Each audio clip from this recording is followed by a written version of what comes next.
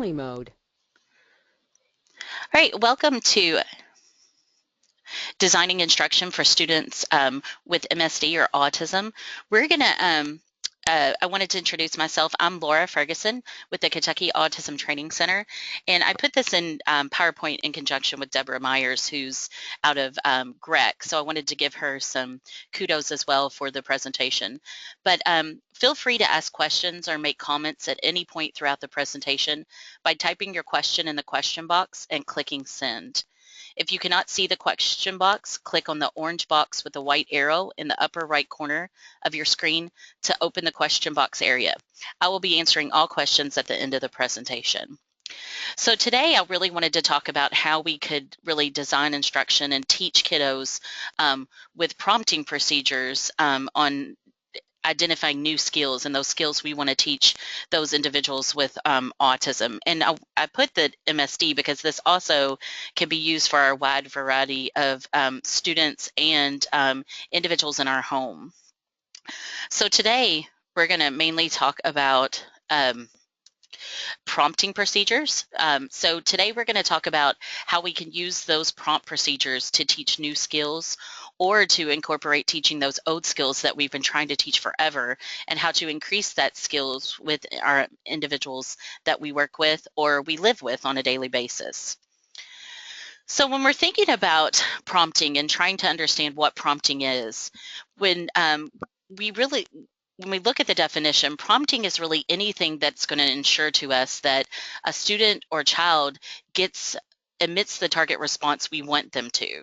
So for example, if we tell them come sit in the car, and we prompt them by putting our hand on our back and leading them to the car, and they get into the vehicle, then we've used that prompt to get them to the vehicle to ensure that they get the answer that we want correct. And the reason that we use prompts is we want to really make sure that we're teaching individuals that either we live with or work with what exactly we want them to engage in. A lot of times when we get students in our classroom or children in our home and we're saying, hey, come here, or stop that, or sit here, a lot of times we may be unsure if they understand what we're saying or the words that we're using. And with prompts, what it does is it indicates to us, okay, I'm going to place a demand, or I'm going to try to get a target response. And what I'm going to do is I'm going to put that prompt in place to ensure that you engage in that target response we want you and want you to engage in. And so whether it's telling you to, make your cereal, or sit in the chair, or get out your materials if you're in a school system, that is our target response that we're asking you to engage in. And what we then want to do is for the student or the child to then engage in that target response. With prompting with the students or children that we work with, prompting decreases the likelihood that these individuals will practice errors. And a lot of times when we place a demand and we're unsure of what we want the students to engage in, or if we want to know if they understand the target response that we want them to engage in, we really have to make sure with that, if we are unsure, are they practicing errors that we see in daily life? And we don't want them to continue to practice errors, because they may then become frustrated. They may engage in tantrum behaviors, or we may see that they start to engage in self-injurious behaviors in some cases. So really, prompting is a huge part of teaching those skills, because it leads them to not engage in errors that they often may engage in. And with prompting, it involves many different procedures and forms. And today, as we're looking at prompting, I'm going to go through several types of prompting procedures with you and how you can use those to teach target skills to the children you work with or the students within your classroom. So we will, one of the main things that I like to talk about when I'm thinking about prompting is a lot of times with prompting, one of the principles that we use that comes from applied behavior analysis, which is the scientific study of behaviors. When we're thinking about it, what we want to make sure is that with errorless in teaching, it really ensures that we don't allow the student or the child to get the answer incorrect. So a lot of times when we're trying to introduce a new skill, for example, we may implement errorless learning. So for example, if we're trying to, after school, work with our student or in the classroom work with a student on their ABCs, if we say, hey, student, touch the letter A, and they go to touch the letter B, we may prompt them before they touch the letter B to then touch the letter A and get the correct answer. With errorless learning, it really ensures for the student that that frustration may decrease because they're not getting the answers or questions incorrect. It also allows us to not use those correcting procedures a lot. And so it allows students to just be like, okay, they sit down with us, they're getting things correct. So that leads to more reinforcement. And so it makes that teaching time or that learning time more reinforcing to the student because we're not running a lot of correction trials with them. So we're going to talk through a lot of the prompting procedures, but I want you to also understand that we may be talking a lot about errorless learning and that we're ensuring that these children or students get the answer correct so we don't have them practicing incorrect responses.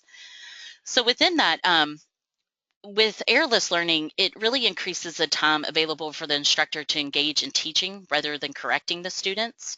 So it really starts to pair that teacher or parent or other professional with reinforcement.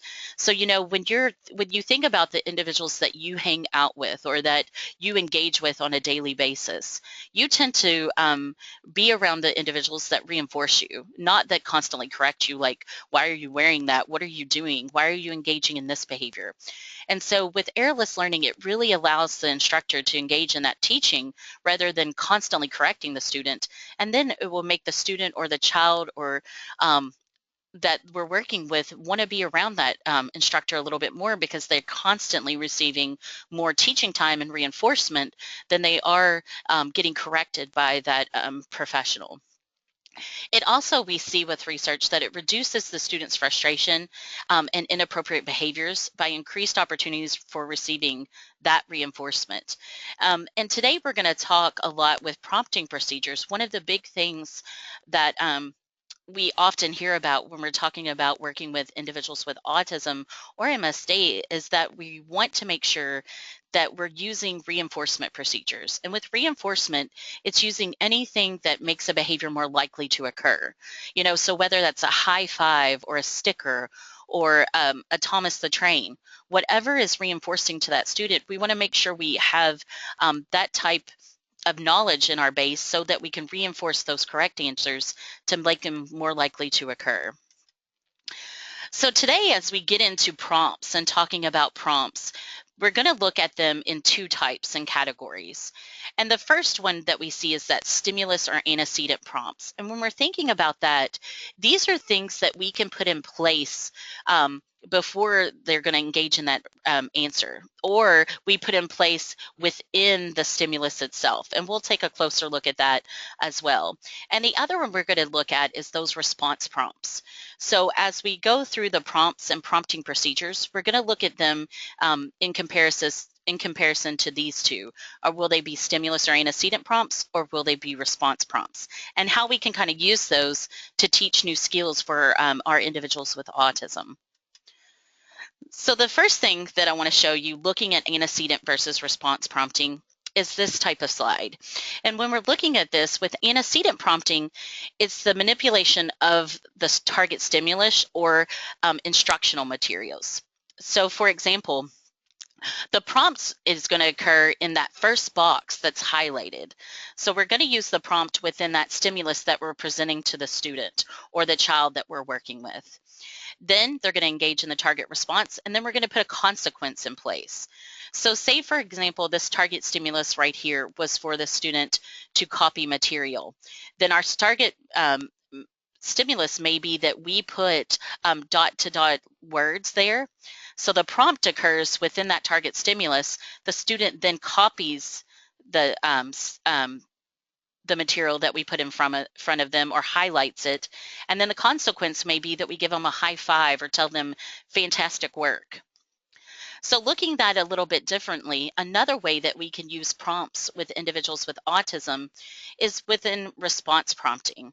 And that's where we insert a prompt between the two target stimulus, between the target stimulus and the response.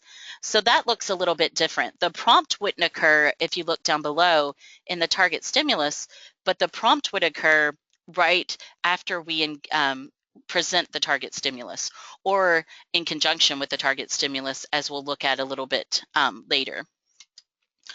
So let's take a look at some ways that we can use prompting on the antecedent side. So for example, if we are working with a student or a child in our home or in another setting, what we may do there to implement prompting is if we're teaching the little versus big concept. So if you see here, the little versus big, the big circle that we're trying to teach them is a whole lot bigger than that smaller circle that you can barely see on your PowerPoint. So what we would do here is that when we're trying to teach little versus big, there's going to be a big discrepancy between the two. And if we're teaching big, big is also highlighted for us. So if we say, hey, can you find the one that's big? They can barely even see the other target stimulus, and it would make them more likely to engage in getting the big that is highlighted for them. So as you see, we put the prompt within the target stimulus that we're presenting to the student. Another example for that would be where we highlight a physical dimension of the target stimulus to increase the likelihood of the correct response. And then, as we'll talk about with prompting, it's very, very important that we think about all the time where we're putting a prompt in place that we have to fade that. So for example, when we first present the word, the color red or the word red, in order to get the child to indicate to us which one is red, instead of just saying touch the word red where it's written in black, we may then write the word red in the color red. So we say touch red, and they touch red, and at this moment it may be that prompt is indicating for them to touch red because the word red is written in red. And then you can see here how we may fade it. So they start to learn to touch red because it's red, then we fade it to a little bit darker, then we fade it out a little bit more, and then it's written all the way in black. But as I said before, that is a way that we could put the prompt within the antecedent or stimulus, that we put the prompt within there that could get them to get the answer correct. And if you look down on your right edge of your slide, you will see this is a way we often use prompting within the antecedent or stimulus as well. When we want a child, for example, to write the letter A. So when we present this to them, as you can see, the letter A is where they can trace it, is a clear indicator of what they're supposed to write. And then as they start to write the letter A, we fade out that prompt so that they can begin writing A by themselves. So a lot of times when we're working with this population of students and we're trying to teach a concept, we may put the prompt within that initial target. And that's how we can do it, by using the indicator of big versus small, and we're using it, the big highlighted a little bit more. Or when we're teaching the concept of the word red, we may write it in red and then fade it out. Or we're teaching them to write the letter A, and at first they're going to have the full letter A there to copy, and then we fade that out. But those are some ways that we can use prompting to teach new skills for our students with autism. The other part of that is where we often see that we need to use response prompting. And what we do there is where we insert some extra thing, extra stimuli is what we call it, to increase the likelihood that a student will respond correctly. And so when we see this, I want you to know, as we're looking at these different types of response prompting, because we're most often to use these in classrooms and in homes when we're teaching new skills, is that extensive research supports its use across individuals with and without disabilities. And it can be used to teach a variety of skills. So it's going to be a little bit different from the one we just looked at before, where we insert the extra prompt there within the antecedent or stimulus.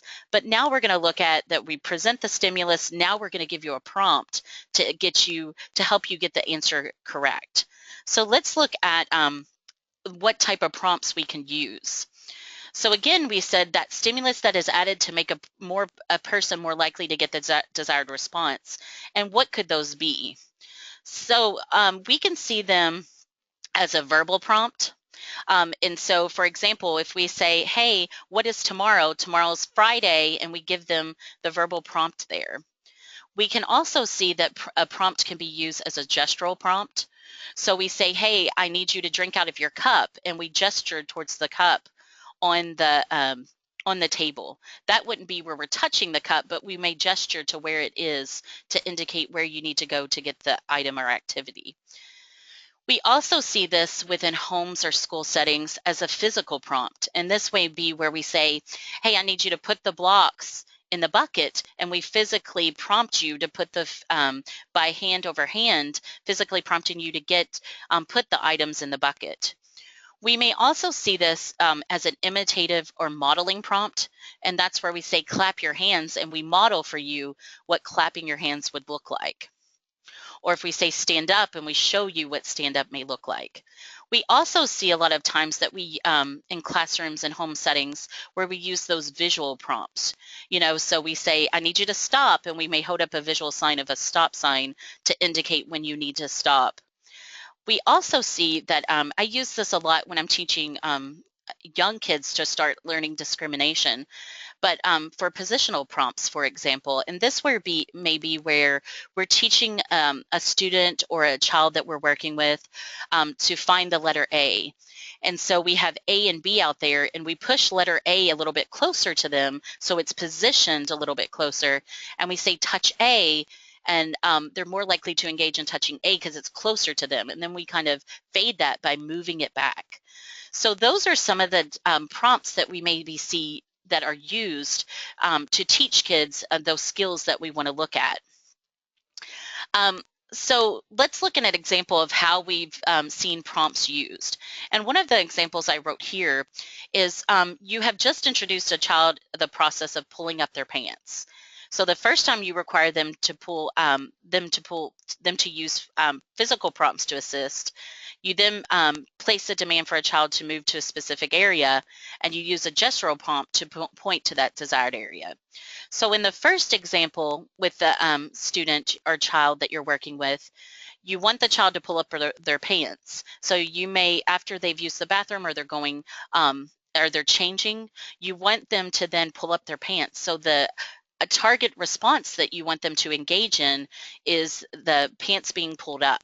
So what you may do there is you may use the prompt of physical. So I'm physically assisting you to pull up your pants. And that's a way we can use prompts to teach that new skill.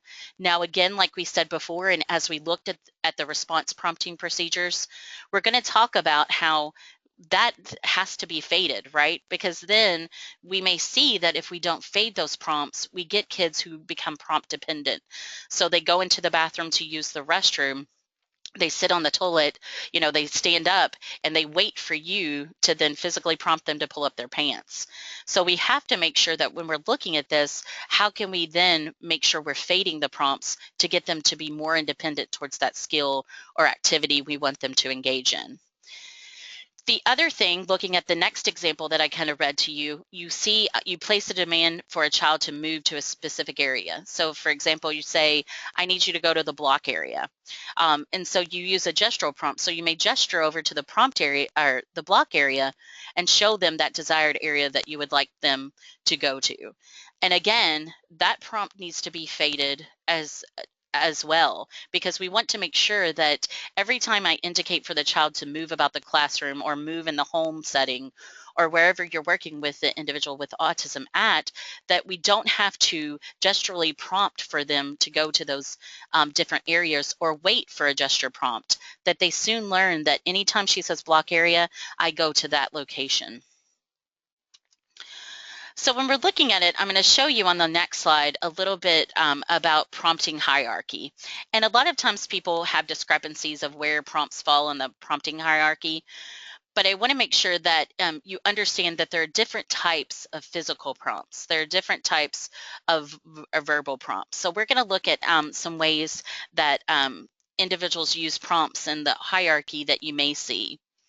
And this is the prompt hierarchy that you may see sometimes with individuals. And so a lot of times people talk about, well, verbal prompts aren't that intrusive of a prompt. And when we're talking about how intrusive a prompt is looking at really that level of prompting and how difficult that may be to fade out.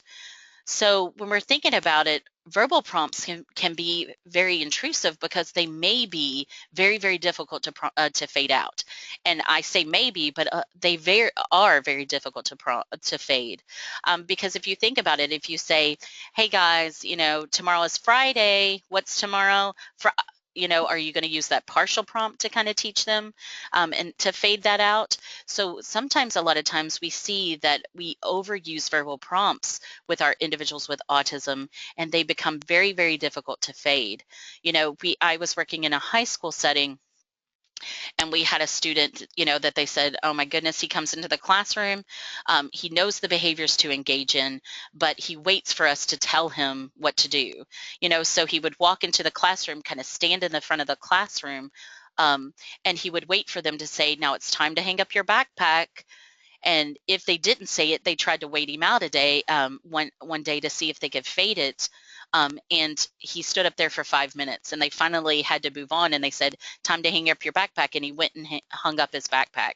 So we see that sometimes we become so students become so reliant, or children, on those verbal prompts that they tend to wait for that to occur. And we see that independence doesn't happen because we haven't effectively faded out those prompts.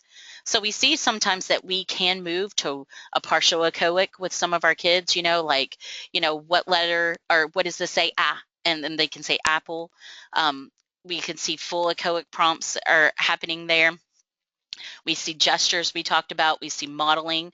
We can see also with physical prompts, we talked about this a little bit, but we can see partial physical prompts, where you just help them with their arm instead of hand over hand kind of assisting them to pick up the item. You use their elbow to indicate a partial physical prompt to get them to engage in the activity or item you want.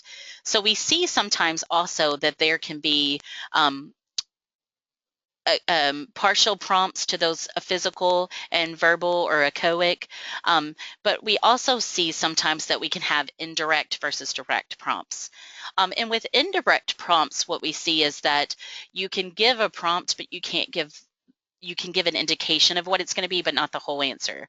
Like, I know we're going to do something after lunch, and that something's going to involve this or that. And it gives the student kind of an indirect prompt of the answer that they have to engage in. And those direct prompts would be, we're going to the ball field on Friday. Where are we going? We're going to the ball field. Where are we going? To the ball field. So you give those direct prompts. So we can also see that indirect versus direct as well. But I just wanted to kind of show you that prompt hierarchy. A lot of individuals say, what is the most intrusive prompt? What is the least intrusive prompt? But a lot of times it's dependent upon the individual child that you're working with, or the individual student that you're working with. Because a full physical prompt might not be that prompt that we can use with some of our students who don't like that touch. So, and a more intrusive prompt would not be at that level, or a verbal prompt for some individuals may be more intrusive or less intrusive, depending upon the student. But we do see with verbal prompts, they're hard to fade. So when we're thinking about using that with a student or child we're working with, think about how you're going to fade that out, and how you're going to move to a less intrusive prompt. All right, so as we get into talking about the different prompt procedures, I wanted to indicate to you that you may see within these procedures. And as you study them a little bit more, I'm going to introduce you to some of these response procedures, but I want to make sure that, if you're going to look at this a little bit more, you may see the word controlling prompt. And a controlling prompt is a prompt that ensures a correct answer. So we want to make sure that that controlling prompt, a lot of times when you look at the response prompt procedures, what they're talking about is what was the prompt that got them to get the answer correct. And so we'll be looking at that as we look at the different prompt procedures through the rest of the slides. But we also want to make sure that consider the least amount of assistance that will consistently result in the student making the correct response. Because like with anything, we want to make sure that the student's engaging in a behavior that we want them to engage in with us interfering the least amount that we can. But as we know, sometimes it's not plausible to just give a gestural prompt. It's not plausible for the student to just, model for them. But depending upon the student, we want to make sure that we're thinking about the least assistance so we can then fade it out as quickly as possible to get them to get to the target response. All right. So as we've talked through all of this, before we get into some of the direct procedures, prompt fading is the ultimate goal here. Prompts are a fantastic tool that we can use and are really evident within our teaching procedures, but we want to make sure that the overall goal for these individuals is to not need prompts. We want to fade these prompts away as quickly as possible, no matter if we're working with a preschool individual or a high school individual. We want to make sure that the ultimate goal here is independence. If we have to have an adult with them in the bathroom, our ultimate goal is to get that adult out of the bathroom so they can move towards independence. If we have an adult that has to be with them, in different settings, we want to make sure that we can start to fade our proximity. So the ultimate goal here is independence. We want to fade prompts as quickly as possible so that students do not become dependent upon prompts. And that's a huge thing that we have to think about. For example, I was working in a household, and when I first met a student that I was going to be working with, the parent had told me, Laura, the great thing about this is we've really worked on him preparing his own breakfast. And so the activity that the parent would have him engage in was making his own bowl of cereal. So the parent said, okay, let's go make your cereal. Well, when the parent placed that demand, the student stood there in the middle of the kitchen. And so he did not fully engage in getting his cereal until the parent went and touched each cabinet or area where he had to get the items out of that area. So truthfully, without that parent there, the behavior would never occur. So we want to make sure that when we're looking at these prompts, that we're fading them as quickly as possible to move towards independence with our students. So, what we did was we were like, okay, we're going to fade that proximity, but we're going to use a visual schedule for him to indicate where each item is, and so they can pull off the picture if it's on this cabinet, and he knows he's finished with all of them when the pictures are all complete, and then we faded out the pictures. But we got him towards independence with making his own breakfast, and we faded the adults needing to be there, because ultimately that's what we want our individuals to move towards. Fading procedures involve that fading out prompts to less intrusive prompts until no prompts are needed.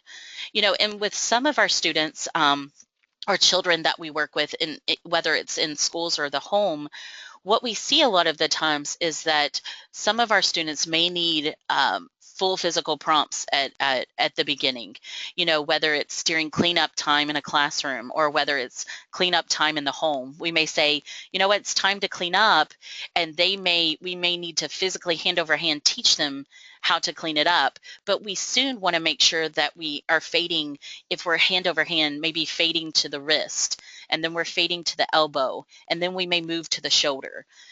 But our ultimate goal is to not say, okay, we're going to physically prompt and then I'm going to move my hand away and see what they do.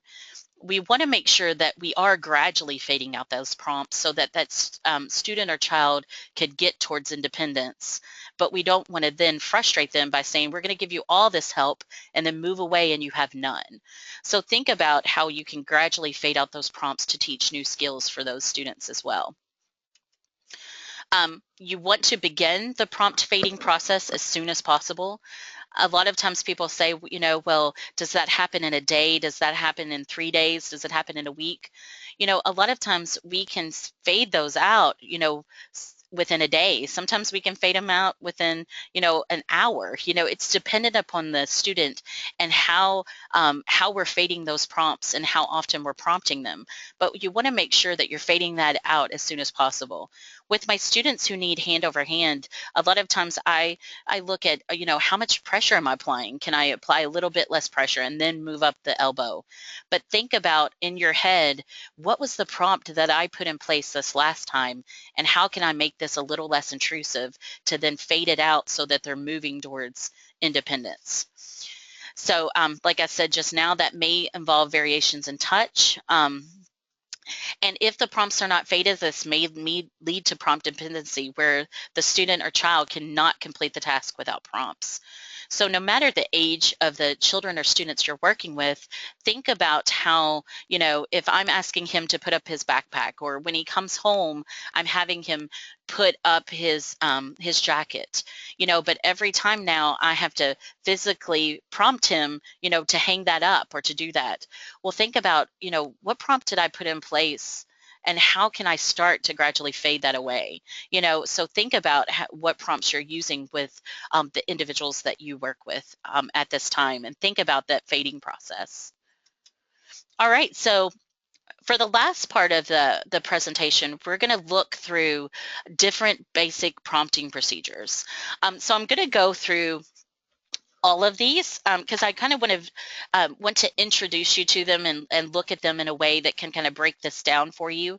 But I want you to be aware that depending upon the student is the system that you're going to use for each individual student. So we're going to look through all of these, and I'm going to explain to you kind of how they work. So whether you're working with a child in the home setting, or it's your own child, or whether you're working with a student in the school system, how can you put these prompt procedures in place and use them adequately? So we're going to introduce you to the first one we're going to look at is system of least prompts. And you may have heard of this. It has another name of least to most prompting procedures. But let's take a look at that first and kind of see how you could use that to teach a skill with a student with autism. So with system of least prompts, the prompting procedure that you're going to use there is prompts are faded using a hierarchy of least to most intrusive prompts. So what you're going to do for a student is you're going to say, okay, I want to teach him to, for example, indicate his letters of the alphabet. So receptively touch the letter A when I ask him to touch the letter A. So what you're going to do there is you're going to say, I need to think about a hierarchy of a least to most prompt system so I can see if he gets this answer correct or incorrect. So you may say, well, first I'm just going to gesture. So that would be the least intrusive. So if I say, Joshua, touch the letter A, I may gesture towards the letter A, and that's the least intrusive prompt I'm going to do there. But then if he doesn't get it with the letter A, I'm then going to move to a more intrusive prompt. So I may touch it, or I may scoot it closer to him, whatever prompt procedure you're going to use. So after the presentation of the target stimulus, which that is where, and we'll look at this laid out on the next slide as well, is where you say, okay, touch the letter A. That's what you're asking him to do. The student is then given the opportunity to respond independently. So if the student does not respond within the response interval or error is made, the teacher delivers the first prompt. And this process is continued until the student responds correctly. So let's look at this laid out. I think this will be helpful to kind of see it laid out a little bit. So the first thing you want to look at is to the left of your side where you see target stimulus. So this is where we would tell Joshua, find the letter A or touch the letter A. We're going to give him about 3 seconds. The reason we give him 3 seconds is we want to give them the opportunity to engage in the response. We don't want to make sure, okay, touch the letter A and we're immediately having you engage in the response, but we're going to give you 3 seconds. Now, a lot of people say that's 3 to 5 seconds. You know, we don't want to go beyond 5, go up to 10 seconds, because what we may teach students is that we're going to wait you out. And we want students to respond within a certain amount of time. You know, if Joshua was out on the playground and a little kid came up to him and said, hey, I want you to play, and we've kind of taught Joshua that he can wait 10 seconds before he replies, that student has already went to the next individual because they're like, oh, Joshua doesn't talk or he doesn't engage with me. So we want to make sure that we don't allow a huge wait time to teach students or children that they need to respond within a certain amount of time. So again, the target stimulus would be touch the letter A or find A. If the student in your first line touches A, then all we're going to do is reinforce. They got the answer correct without any prompts. They didn't need anything. But say, for example, we say touch the letter A, then the student either has an error or no response. What we know we have to do is we then have to put a prompt in place. So that's where I said we would gesture. Then if the student with the gesture, we're going to give the first prompt, which is a gesture towards the letter A. We're going to give them 3 seconds to respond. If he gets it with that prompt, then we reinforce. If there's an error, no response, we move to a more intrusive prompt there. Then they get the response and we reinforce. Now, a lot of people ask, well, what if that second prompt doesn't get him towards the answer as well? That's where we may need to look at, is this target stimulus too difficult for this child? Or do we need to look at another prompting procedure? But if they're not getting it with the more intrusive prompt, the touching letter A may be a skill that they're not just there yet. So we may need to look at that we may need to teach this a different way or look at another prompting procedure. So there again, what you're doing is you're presenting a demand. You're giving them a 3 to 5 second opportunity to respond. If they respond correctly, you reinforce. If they don't respond, you give them, or they have an error, you introduce the first prompt, which is a least intrusive prompt. If they then respond correctly with that, you reinforce. If they do not respond or have an incorrect response, you introduced a more intrusive prompt. And then if they respond with the correct answer, you then reinforce. So I hope you see how that is a least to most, or a system to least, what we refer to it, prompting system, because we use the least intrusive and we move to a more intrusive prompt system. So with that, one way that we've kind of used this, and you can see the prompt hierarchy below, is looking at this in IEP type form. When presented with a 2-digit addition problem and a vertical arrangement, and the request to add, the student will follow the steps to complete the problem with 100% accuracy for 5 problems over 3 consecutive days. So this is out of an IEP that we used with a student, and we use system of least prompts for that. So the prior prompt hierarchy we put is a gestural prompt. So we're going to gesture. Then if they don't get it, we're going to use a verbal. And if they don't get that, we're going to model. So you can see it's a least to most prompt system. We're going to put the least intrusive prompt in place, then are going to move up the hierarchy to more intrusive prompts if they don't get it with the least amount of prompt system. All right, this is a data collection system of what it would look like. This was for a student with English. It was a system of least prompt data sheet. So what we would put in place is for a correct identification, correct capitalization, correct punctuation.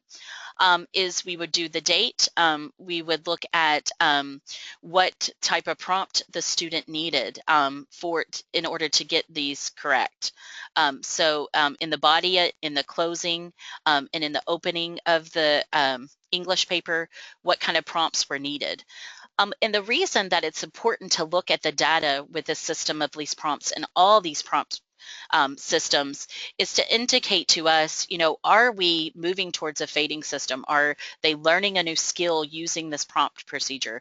And if we're staying with, those least and moving up every time, maybe this is where we need to look at the difficulty of the task or teaching it a new way. So it'll indicate, like data always indicates to us, what we need to change or look at. All right, so that's the system of least prompt procedure. And the other prompt procedure that we may hear a lot about when we're working with children in the classroom or in the home where we're teaching new skills is a most to least prompting procedure. And so as you can tell, you can probably understand from system of least what we're going to look at here. So step one, we're going to identify the target stimulus. So again, if we're saying, touch the letter A here, we've identified what we're going to have the student respond to. Step two, we're going to establish the prompt hierarchy. So in here is the opposite of system of least. You're going to use most to least prompt procedures. So you're going to range your prompts from the most intrusive to the least intrusive. Then you're going to determine the length of the response interval. So how we said we give about 3 to 5 seconds? That's where we determine how long we're going to give them before they respond. And then you want to make sure you know what's the criterion for progressing to the next level. So example, you want 2 days before you move on to look at the procedure is effective or not. And then you select a schedule to assess performance on least intrusive prompt levels. And we'll take a look at that now. And determine consequences for the student's responses. This is something we want to make sure that we understand. Reinforce all prompted and unprompted correct responses. Make sure that we're using reinforcement procedures we're using reinforcement procedures to reinforce those behaviors we want to see. So if a student gets a response correct the first time, we want to make sure we're reinforcing because that's what we want to see. But we also want to make sure we're reinforcing those prompted responses as well to make sure that they engage in the behaviors more often and they're more likely to engage in those behaviors we want to see. So with that, you select a data collection system as well. And this is one sample that we've used with most to least prompting procedures. So this was a chained task. And when I say a chained task, that's a task where there's a lot of steps within that behavior. So this one was a lot of indications for, I'm sorry, this was not our chained task. I was thinking of the other procedure, but this was a task where we wanted the student to engage in opening the window, closing the door, and those type of behaviors. So we used most to least. We went in with a physical prompt. Then we move to a model, then we move to a gestural. So as you can see, the first time we introduce this, we're using a physical prompt. Then what we want to make sure is we're moving to a least intrusive prompt and then further to at least intrusive prompt. So as you can see, just like the opposite of system of least, where we start with the least intrusive prompt, with most to least, we're starting with the most intrusive prompt to make sure they get the answer correct in what we're teaching them. This is another type of data collection system. I'm sorry, this one is not as clear, but this was the one I was thinking about before. And this is a chained task where we're teaching a student to brush their teeth using most to least prompt procedures. And so what we did in here is we indicated under the different steps, what prompt we used. So was it physical? Then did we move to verbal? Did we move to imitative? What type of prompting procedure we can see? And just like this data collection indicates, what we want to happen is we want to see on week 1, we're using the most intrusive prompts. Then week 2, we're moving on. And then as you can see, as you get into week 4, it looks like we're using more or least least intrusive prompts. So just like our prompting procedure indicates, we want to move from most to least. And so as you can see, the process of brushing your teeth has moved towards more independence. So they started with physical, used to modeling, used to verbal, now they're at independent.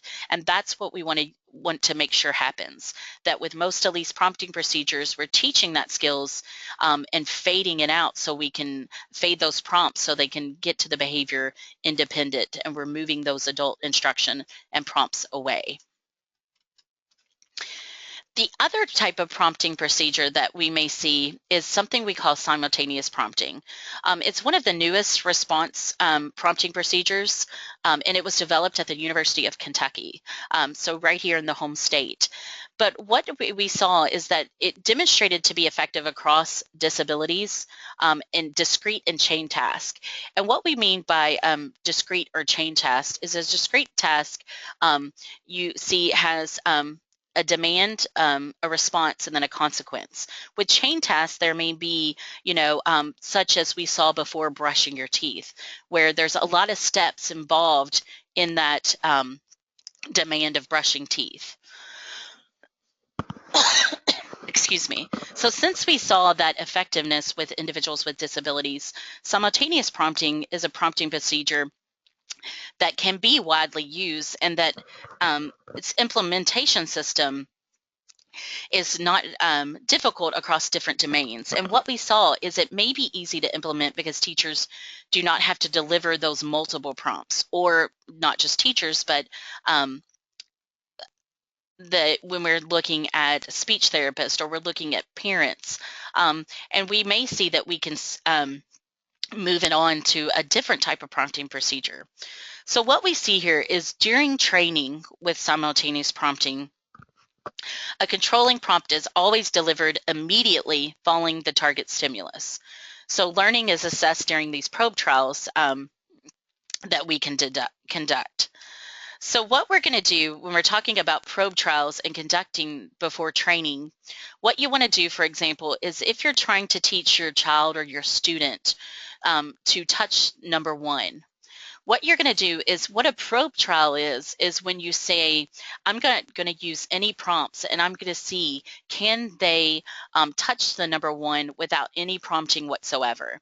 So you may sit down with a student or your child, and you may say, touch the number one.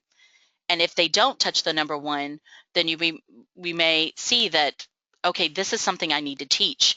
But if the student touches the number one, then you may be, oh, this is something where I know they got this, so I don't have to go into intensive teaching because they have this as a skill.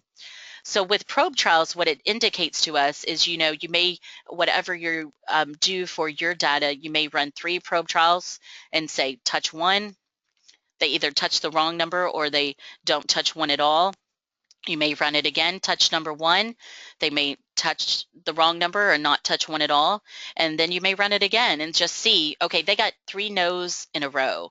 That indicates to me that they don't have this as a skill. So this is something I now need to teach. So with those probe trials, it indicates to us what is a skill or activity that the student or child doesn't have in their repertoire, and it now indicates to me what I need to put in place to teach this skill. All right, so with simultaneous prompting, what you see is you have a target stimulus. So in this slide, we see the target stimulus is, what is it? And so what you do is you say, what is it? And then you immediately say ball. And that's where your prompt is. You give a 0-second time delay for that prompt. Then the student will then repeat ball, and then you give them a reinforcer. So with simultaneous prompting there, you give them no opportunity to get the answer incorrect. So target stimulus, 0 seconds, then you prompt them. What you want to make sure with simultaneous prompting is that then you want to then see later in the day or throughout so many trials or whatever your indication of data is now can I later present what is it, and I don't give you the prompt, can you then get the answer correctly because I've used that simultaneous prompt to give you the correct response. So with that, with simultaneous prompting, what you want to do is you want to make sure you conduct those probes prior to instruction, so that you understand if you neither need to teach something or if something's already in their wheelhouse or is already a skill that they have acquired, so that then you can understand if you need to deliver training, or if you need to not deliver training because it's something they already have in their repertoire. This is a data collection system. So as you can see, we need to make sure that if we're using any of these, that we're using a data collection system to make sure we're using the prompt procedure and it's effective to teach new skills. And the last one that we're kind of look at is the procedure that we hear a lot about, and that is constant time delay. We hear a lot about this in research. We hear about this in settings that we work in school systems, on IEPs. But with constant time delay, what we're seeing is we can use two types. And the first one is what we call progressive time delay. And the second is where we use constant time delay. And we're going to look at both of those and how we can use that to teach new skills to students with autism. And with progressive time delay, a prompt delay interval is gradually increased from 0 to about 8 seconds. And then on constant time delay, after initial 0-second delay interval, a constant prompt delay is used. So let's take a look at that. So what we're going to see with constant time delay is you're going to see two types of trials are presented. There's either going to be a 0-second time delay or a constant time delay trial. And during the initial time delay trials, the task direction and controlling prompt are presented simultaneously, and there are 0 seconds. So let's take a look at that. I think it helps to see it as we're talking through it. But so for example, let's look at the one we looked at before. So a target stimulus, so what is it? There's a 0-second time delay there. We have ball, that's our prompt. Then the student says ball, and we praise that with a treat. That looks just like the one we just used, correct? Simultaneous prompting. But what we want to do now is that is our first trial with this student. We want to get them to get the answer correct. So we give that prompt with a 0-second delay. So then what you're going to do with constant time delay is where we're going to look at adding in those delays. So now after a specified number of 0-second delay trials, and that is indicated of the student that you're working with or the data collection procedure that you use in their classroom. So you may say as a teacher or as a parent, if I'm going to teach a new skill, that I'm going to say after three 0-second trials, I'm going to now put in an interval to see if the student or child has this skill. So what you would do is after a specified number that you indicate, you're going to then insert that controlling prompt. And these are called, you're going to either you're going to insert that target stimulus and the controlling prompt to get the answer. And these are called constant time delays. So let's take a look at that. So now what you're going to do is you've ran so many 0-second time delays. So now you're going to put in that constant time delay. And so for some of us, you may pick a 3-second, you may pick a 4-second, a 5-second. So what you're going to do is you're going to say, what is it? You're going to give the 3-second time delay. If they do not get the answer correct, you're going to prompt ball. Then the student is going to say ball, and then you're going to reinforce. So what you see there is now you're going to start with those 0 seconds.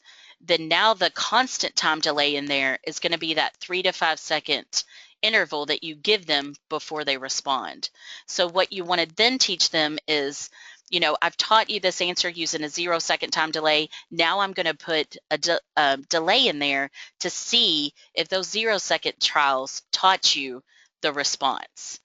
So what you want to do, target stimulus, you say, what is it? Give them 3 seconds. If they don't get it, you prompt with ball. The target stimulus, the response they give is ball, and then you praise with a treat. So with constant time delay, you're going to start with that 0 second, then you're going to move to the constant time delay. The only difference with progressive time delay is where it sounds just like you hear it. You're going to start with that 3, then you may move it up to 5, you may move it up. So you move up as a progressive delay. But with constant, what you see is you're going to place the demand, you're going to wait 3 seconds or 5 seconds, whatever you choose to put in there. Then you're going to prompt, you're going to get the target stimulus or response, and you're going to then reinforce the student. So what you want to see there is you have those 2 type of trials. First, to teach, you have those 0 second trials. Then you move towards that constant delay, which is that 3 to 5 seconds, to then see if they've learned that response that you're trying to teach with that 0 second time. The data sheet could look something like this. And I'm sorry, those are kind of a little hard to read, but again, with every response system, prompting per system we're using, we want to make sure that we're taking data to indicate to us that these prompting procedures are effective.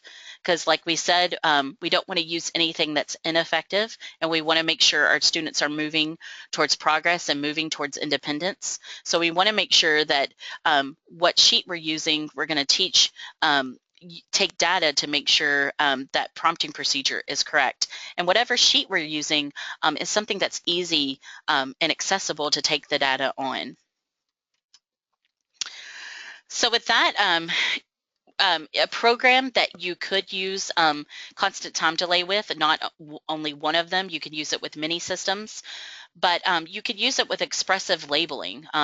You can say, when presented with a picture stimulus and the verbal directive, what is it? The student will state the name of the stimulus within 5 seconds with 100% accuracy across 3 consecutive days. So going back to the slide, you would say, what is it?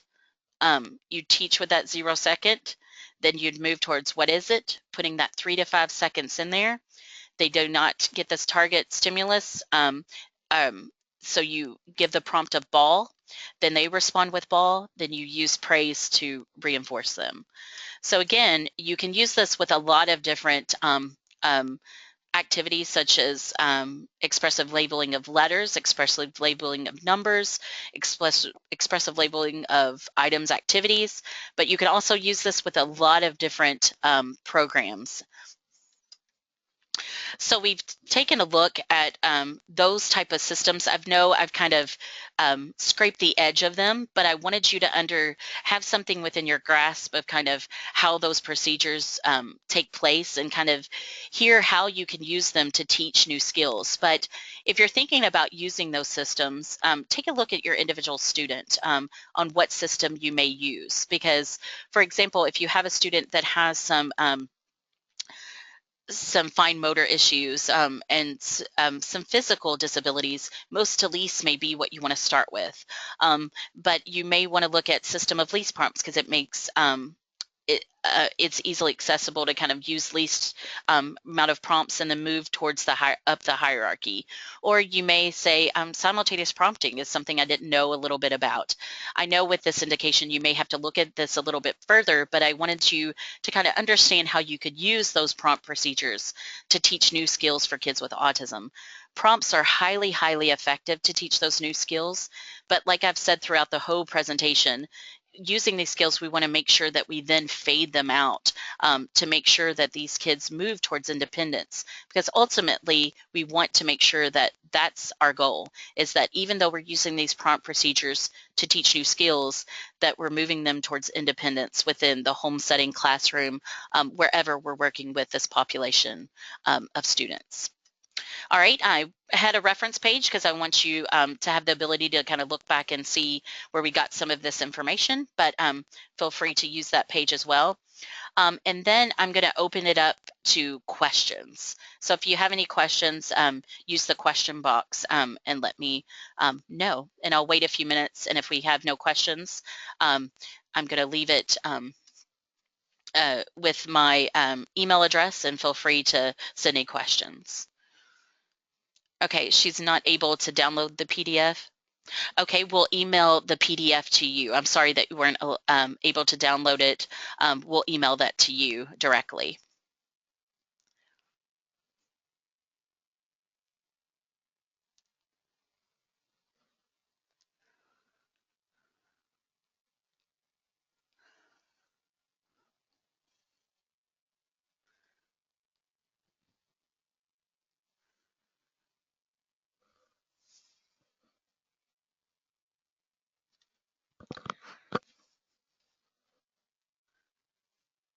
Okay, the question is how many trials should we do before starting to fade the prompt used?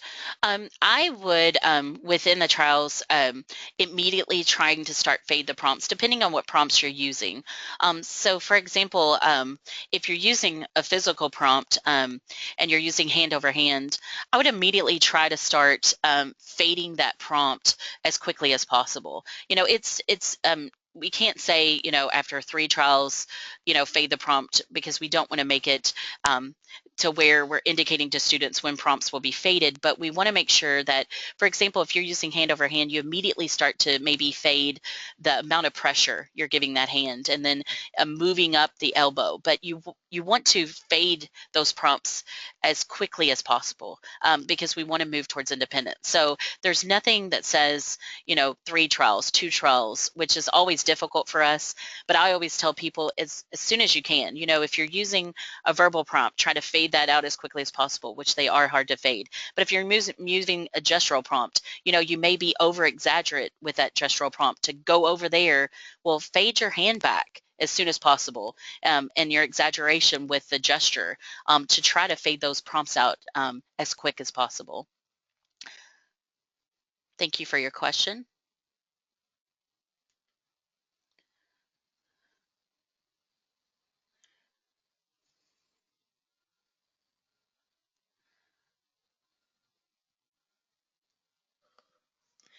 Okay, it looks like there's no more questions. I have my email on the next page. It's right here. So I know if there was a question that you didn't get to type out, or you have further questions, or you want more information on prompting. I know we kind of introduced a couple of different types of prompt procedures pretty quickly today, but I just wanted you to kind of get a grasp on what they were. Feel free to email me. I'm happy to answer any questions you have any further about this. But I appreciate you attending the webinar, and I hope it was helpful for you. Thank you.